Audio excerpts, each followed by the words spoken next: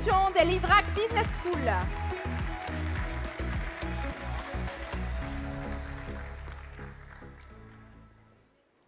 Bonsoir Victoria. On va vous demander de vous mettre là.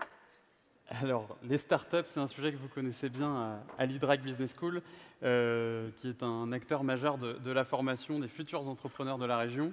Je rappelle que l'Hydrac, c'est 2500 jeunes formés chaque année et vous comptez aujourd'hui 30 000 anciens élèves.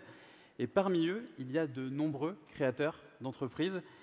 On peut dire que l'Hydrac, c'est un peu la pépinière de la région. Oui, bonsoir à tous.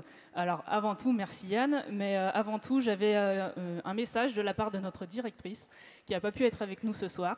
Elle souhaitait vous saluer, donc du coup, elle me laisse l'opportunité d'être présente devant vous. Et en effet, pour vous répondre, donc l'Hydrac, c'est plus de 1300 apprenants qui sortent diplômés chaque année de l'Hydrac Business School de Lyon. Et parmi ces 1300 apprenants, on en a plus de 95 qui trouvent un emploi en moins de 6 mois, en 95%. Tout cas.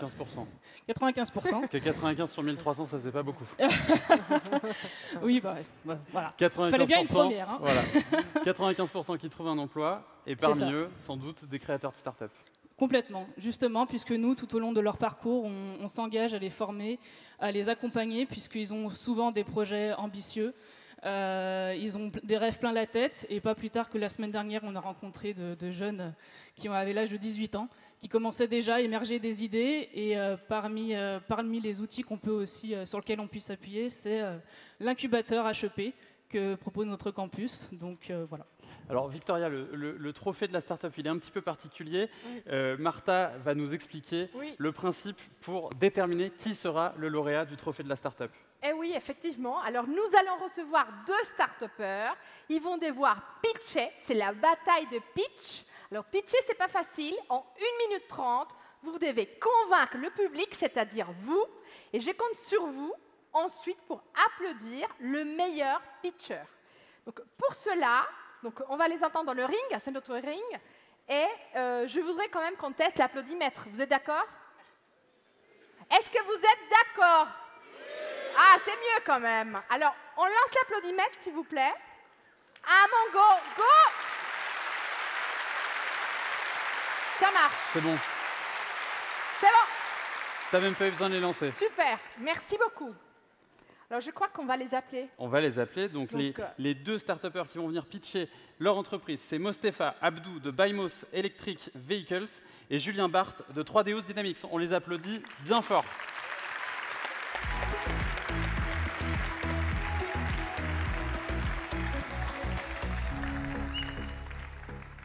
Est-ce que vous êtes prêts pour cette bataille? C'est vrai que les gants des box, on les a laissés en coulisses. Mais on compte sur vous pour boxer tous les gens qui sont là et qui vous applaudissent très fort. Alors, Mostefa, je vais vous laisser... Je commence. Ah oui, vous êtes le premier. Est-ce que vous êtes prêts? Écoutez, on va l'être. Hein. On écoute Mostefa. C'est parti. Bonsoir à toutes et à tous. Je vais vous parler d'une passion qui est devenue une entreprise, mais aussi qui est en train de devenir aussi une filière automobile.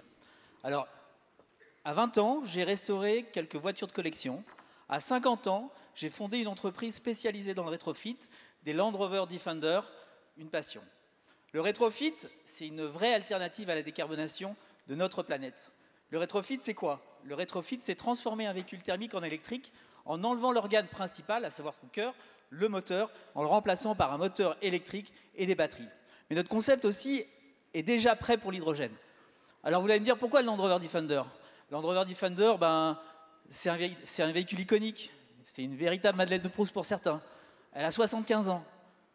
Elle a aussi une tare. C'est un des véhicules les plus polluants du monde. Il fait partie des 10 à 15 véhicules les plus polluants du monde. Mais aussi, au niveau marché, 75% de ces véhicules sont encore sur nos routes dans le monde.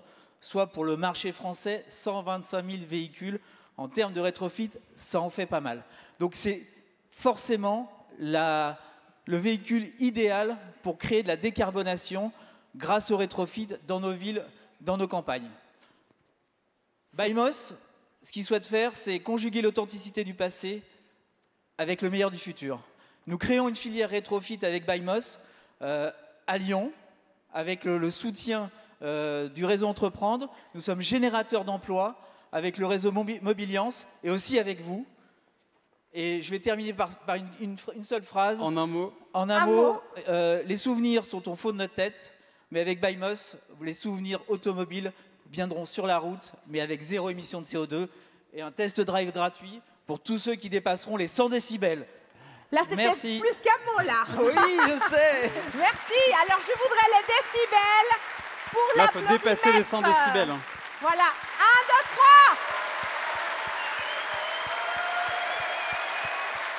3. Les Land Rover et les motos sont derrière, elles vous attendent. Merci, Mostafa. Alors, bon, Julien, là, je vais vous mettre aussi devant la scène. Il a fait fort, il va falloir faire fort et surtout convaincre tous ceux qui sont devant vous. C'est des TPE et PME. Donc, je vous laisse la place. Eh ben on y va. C'est parti, go! Bon, donc bonjour. Alors, moi, je vais vous faire transporter pendant 1 minute 30 plutôt dans l'hôpital du futur. Voilà. Par exemple, imaginez pouvoir fabriquer des répliques d'organes pour entraîner les chirurgiens. Par exemple, des modèles de cœur pédiatriques, adultes, des modèles de poumons. Vous allez me dire dans quel but? Du côté des chirurgiens, déjà, améliorer la planification des chirurgies complexes. C'est aussi un outil pédagogique. Et du point de vue des patients, diminution du stress, meilleur rétablissement, on va dire temps d'hospitalisation plus court. On a un impact sociétal et éthique aussi, parce qu'on va empêcher, on va dire, les expériences sur les animaux, sur les cadavres. Et enfin, on va vraiment améliorer, on va dire, la qualité des soins pour tous. Ça ne s'arrête pas là. Imaginez maintenant des implants médicaux adaptés à l'anatomie de chaque patient, issus directement de leur scanner, de leur imagerie médicale, et tout ça avec des matériaux qui peuvent mimer les tissus humains. Vous allez me dire, c'est une chimère? Non, ça ne l'est plus. Voilà, on a développé avec la société 3D Dynamics un nouveau procédé d'impression 3D qui permet justement de modéliser n'importe quel type de forme, et tout ça avec un procédé éco-responsable qui ne génère aucun type de déchets.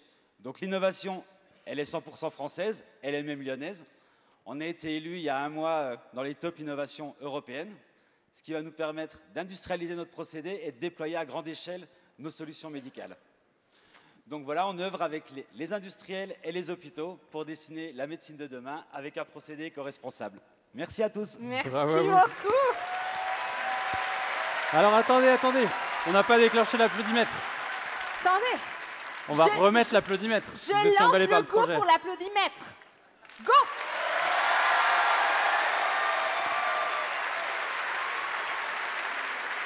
Alors, Je vous laisse venir au centre.